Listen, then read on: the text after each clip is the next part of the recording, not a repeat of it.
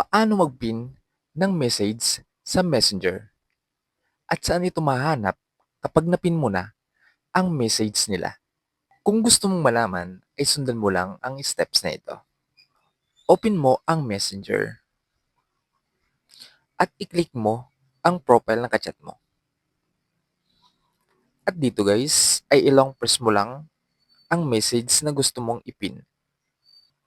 At i-click ang more. At i-click ang pin.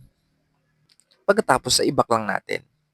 At hanapin lang natin ang napin nating message.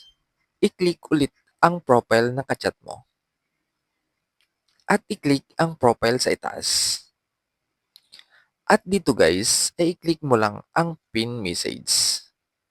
Dito mo makikita ang napin mong message. Paki-share na rin sa iba guys kung nakatulong sa inyo ang video